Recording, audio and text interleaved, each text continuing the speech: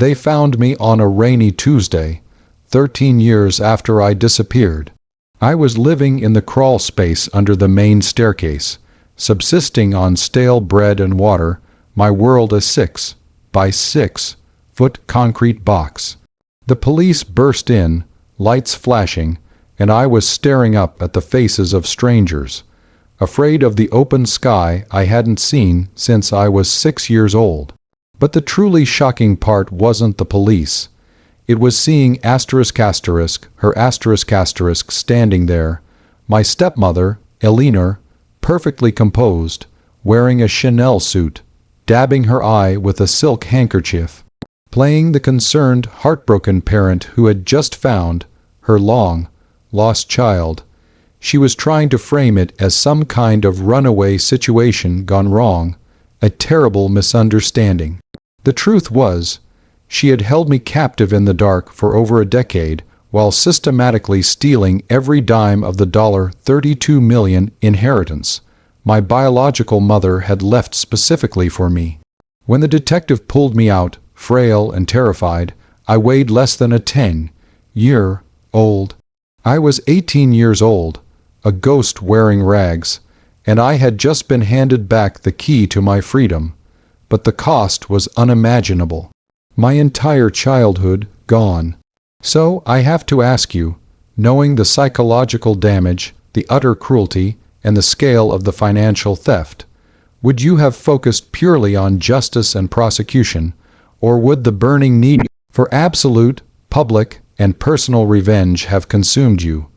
Tell me, if you had the power to strip her of everything she loved, wouldn't you have done it? Let me take you back to the beginning, to the life I barely remember. Before the basement, there was light and love. My mother, Clara, was a brilliant, self-made woman who founded a hugely successful tech startup. My father, Robert, was a kind, albeit somewhat naive, man who married for love. They lived in a beautiful, sprawling estate overlooking the lake. I was 6 years old when my mother was diagnosed with an aggressive form of cancer. The following year, she passed away. It was devastating, not just for the loss, but for the sudden void she left. My mother, being a meticulous planner, had placed all her personal wealth, the $32 million, into an irrevocable trust specifically for me, her only child, to be fully accessible on my 21st birthday. My father was the sole trustee, with strict stipulations that the funds could only be used for my direct, documented care and education. The will clearly stipulated that in the event of my father's death, the trust would be managed by a designated corporate executor, protecting it absolutely from any future spouse. This detail is crucial. Barely a year after my mother's death, my father introduced Elinor into our lives. She was beautiful, striking, with sharp blue eyes and a flawless smile. But there was always something cold lurking beneath the surface. My father, heartbroken and lonely, was completely blind to it. They married 6 months later. Elinor was kind to me at first, overly so, showering me with expensive toys. But once the wedding rings were on, the mask slipped. She quickly took over the household, firing the loyal staff my mother had employed in isolating my father. She started managing his personal finances and making executive decisions about his dwindling stake in my mother's former company. The true horror began about 9 months after they married. I was 7. I remember it was a late spring evening. My father had gone away on a business trip, a trip Elinor had aggressively encouraged him to take. That night, she cornered me in the hallway. I had accidentally spilled juice on a pristine white rug she loved. She didn't yell. She looked at me with those cold blue eyes and said, "You are an unnecessary expense and a nuisance. You are the only thing keeping me from that trust money." I was terrified. The next thing I remember, she dragged me downstairs, past the laundry room, to a hidden door concealed behind a heavy shelving unit. It led to a small, dark crawl space under the main house. It was concrete, cold, and smelled of earth and mold. She pushed me in, bolted the heavy wooden door, and that was it. My father returned a week later, and I never heard his voice again. I later learned from police files that he had died in a boating accident, orchestrated by Eleanor just 3 months after she locked me away. This left her as my legal guardian, inheriting my father's small personal estate, and with custody of me, the missing child, but critically, with no legal access to my $32 million trust. Thanks to my mother's foresight, from age 7 to 18, my life was the darkness. Eleanor's plan was monstrously simple. She couldn't get the trust money while I was alive and safe, and she couldn't kill me without raising immediate suspicion. So, she simply made me disappear. She fabricated a detailed story about me running away due to grief and trauma, citing my mother's death. She even created fake journals and notes. She kept me alive, yes, but barely. Once a day, usually in the middle of the night, she would slide a bowl of watery soup or a couple of slices of old bread through a tiny, barely visible vent near the floor. Along with a bottle of water, I became adept at recognizing the scrape of the bolt, the smell of her perfume, the sound of her expensive heels on the marble floor above. I spent those years in total silence, talking only to myself, counting the seconds, the minutes, the days. I forgot what grass felt like, what sunshine looked like. My only company was a small, tattered picture of my mother I had managed to keep in my pocket when I was first taken, which I guarded like a holy relic. I taught myself to read by tracing the letters on that old picture with my finger. I learned math by counting the cracks in the ceiling. The fear was constant, the isolation absolute. Meanwhile, Eleanor was living the life of a multimillionaire socialite. She sold the family estate, citing the pain of my disappearance, and moved into a lavish penthouse, funding her extravagant lifestyle, designer clothes, exotic travel, massive parties, by slowly and carefully siphoning off my father's remaining personal assets and, much worse, aggressively fighting the corporate trustee of my fund. She constantly sued the trust, claiming extraordinary expenses for the ongoing search for me, demanding funds for therapy and private investigators. Because I was still legally a minor and deemed a vulnerable missing person, and because she was the legal guardian, she managed to systematically drain over half of the trust, about $18 million over that decade, by exploiting legal loopholes and her convincing facade of distress. She knew she had to disappear before my 21st birthday, when the trust would finally mature, and the corporate trustee would launch a massive final audit. My time was running out, but so was hers. The only reason I was found was a massive, unexpected plumbing issue. A pipe burst near the foundation, and maintenance workers had to access the basement area. The noise and activity scared Eleanor, and she bolted. But the workers saw the fresh drywall she had put up years ago, and noticed the telltale signs of a badly concealed door. They called the police. She was gone by the time they broke in, but the evidence of my confinement, the bolted door, the stench, the thin blanket, was undeniable. I was finally free, but the world was terrifying, overwhelming, and utterly unfair. So, that's the situation I was in. I was safe, recovering physically in a hospital, shielded from the press, but emotionally, I was a wreck. The police were hunting Eleanor, the media was in a frenzy, and the remaining $14 million in my trust was finally secured. But the woman who stole my childhood, who killed my father, and who had robbed me of $18 million, was on the run.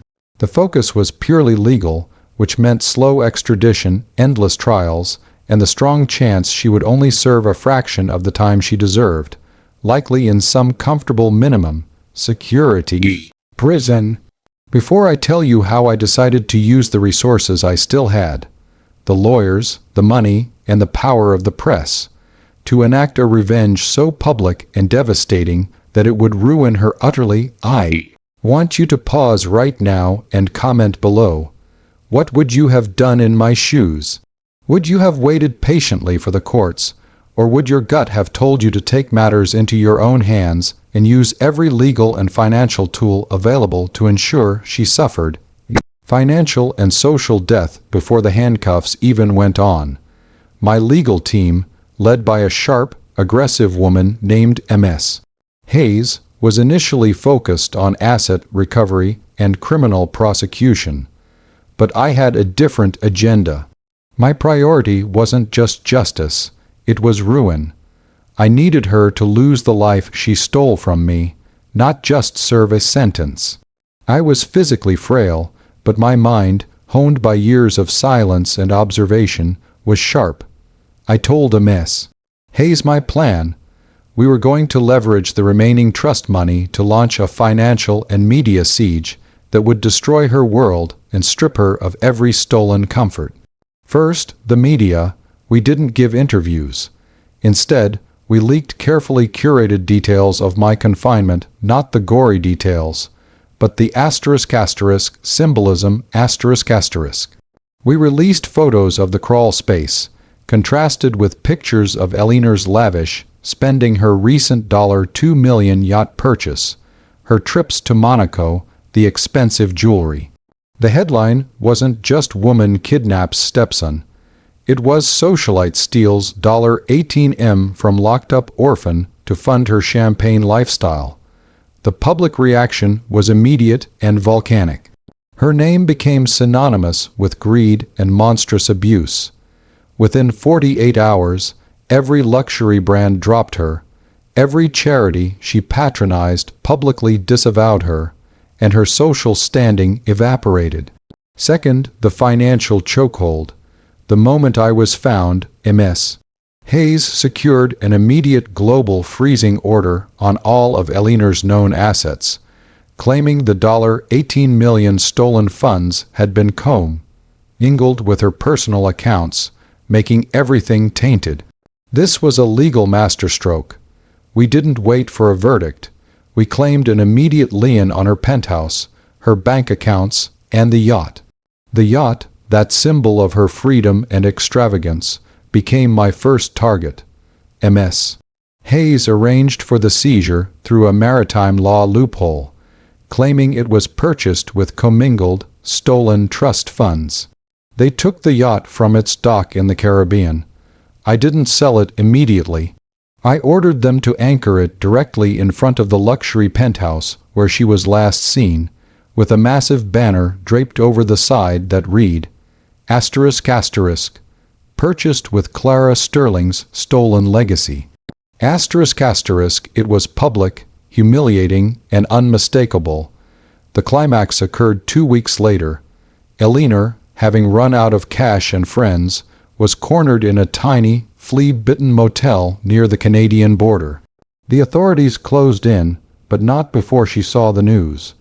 My legal team made sure every major news network ran continuous coverage of the yacht's seizure and the full accounting of her $18 million theft and extravagant spending. When the police finally apprehended her, she wasn't the composed socialite. She was haggard, weeping, utterly defeated.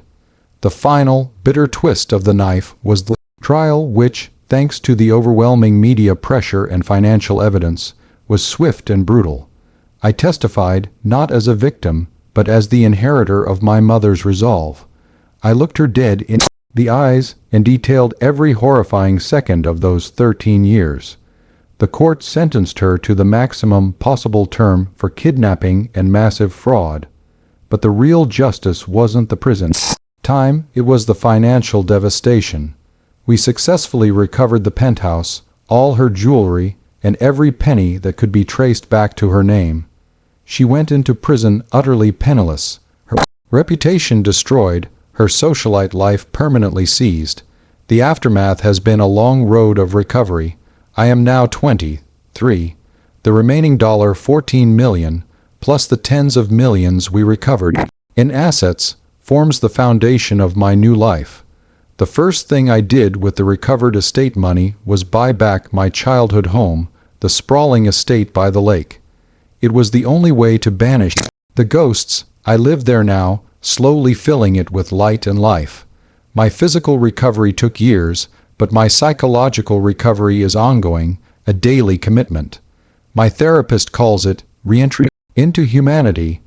I have learned to appreciate the simplest things, the feeling of warm sun on my skin, the taste of fresh fruit, the sound of rain outside the walls. My mother's foresight saved my financial life, but the courage to take back my narrative saved my soul.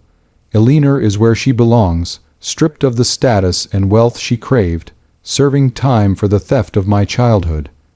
Darkness she put me in became the weapon I used to destroy her privileged world. I am no longer the boy in the basement. I am Michael Sterling, and I got my life back. It taught me that justice isn't always served in a courtroom. Sometimes you have to use the very tools they abused, money, power, and the media, to deliver a final, absolute verdict. Like this video if you believe the level of my revenge was justified for the years she stole. Subscribe for more stories of shocking secrets and triumphant justice. And share your final thoughts on this whole mess in the comments section below. Was anchoring that yacht in front of her penthouse the most savage move, or should I have done something else? I'll see you all in the next story.